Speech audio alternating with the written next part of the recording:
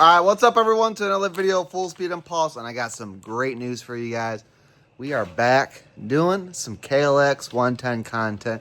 I know you guys love it. It might not be the bike that we ride all the time now, but it's time to make this bike just a little bit better than what it already is. We're gonna start out the simple video, guys. We're doing a shifter brace right here. It's highly recommended. We've personally never had an issue, but the thing is, you're never gonna have an issue with something like this until it does happen, and then you're in the deep of it. You know what I mean? And what happens is you're riding your bike, you lay it down, something catches that shifter just right, and then that bends your shaft going inside your crankcase, which is no bueno, because now you're gonna have to split the cases on your motor to fix and replace this shaft. So definitely a good part to invest in, being I think it's like 30 bucks. We actually bought this a long time ago, and we kind of just been waiting to put it on. So we got the bike in here, and it's got a couple, it doesn't even run right now. We got to get this thing running too. But right now, we're starting out this. Next video, get this bike running. And then we have a cradle coming for this thing, and we have a stroker crank coming for this thing, because we're going to bump it up to a 155 to get that power. You know what I mean? But let's get at it. Short video, guys. Let's get this installed. First things first, I'm pretty sure, never done one of these before. Let's pull that shifter off. Pretty sure it's going to slide right on. You got 2 screws. Should be simple.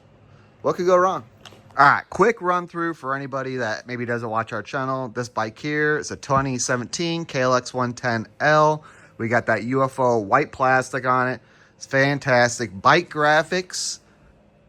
Got the TB part wheels with the oversized Midas tires on there. Got that Pro Circuit T4 old school pipe. Sounds super good. We'll never get rid of this pipe. Freaking love it. Heavy duty clutch, big bore kit, 144 with 26 mil Mikuni.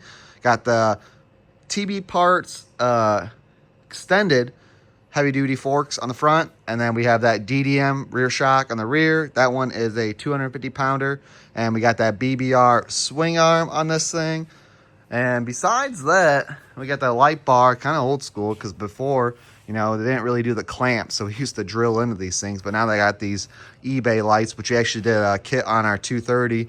Comes with the clamps and all that. Super easy. I think that might be like a TB parts shifter, maybe extended. Or we got this chain guard cover in here. We actually would always just pull that plastic cover off and then just run the stock little steel in there. That way, you know, mud and all that stuff wouldn't get clumped in. Kind of a simple upgrade, guys, but it is kind of nice, because like if you're doing woods riding and all that stuff, you start getting mud caked in here. There's no way to clean it out until you take that cover off. So this gives you better access, lets it self-clean a little bit better, and then also makes it easier if you have a pressure washer nearby to blast that sucker clean. That way you can re-oil your chain and get at it. You can see it's been a while. This thing's been sitting. Man, I think there's like rust dust on this sucker. It's been sitting, guys. So, and then I see the batteries even. Oh yeah, she's got the green underglow on this thing. She's a night rider for sure. But we definitely got some trips planned next year for this thing. Our boy's starting to get bigger. He's gonna be pit biking with us. We're gonna be taking him to Haspin Acres, break him in on some real woods riding, doing some good hill climbs, and just getting rowdy. So that's about the gist of this bike. Let's get at this shifter brace.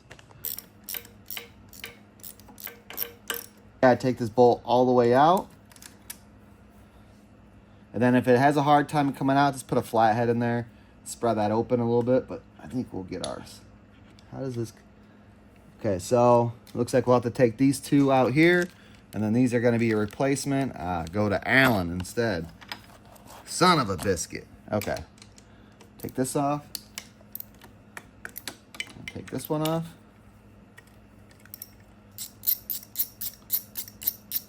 And just kind of make sure your shaft is clean all the way, that there's not any dirt on there that you're going to be like trying to compress in.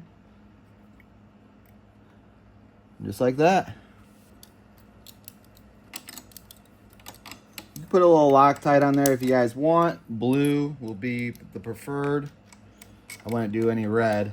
Put it evenly. Don't tighten one all the way and then tighten the other one. Kind of do it. I kind of just snug down one up with my fingers. You're going to see me just snug this one up just a little bit more than that one. And I'm gonna snug that one more. You are going into aluminum, so don't get crazy. That's where it's kind of Loctite's nice, so you don't have to try to over tighten it. Nothing crazy. It's good to me. All right, we're gonna put our shifter back on where I think we had it kind of high, but it's kind of bent a little bit too. It's seen better days. Whew, just the right clearance too. That thing just barely makes it in there.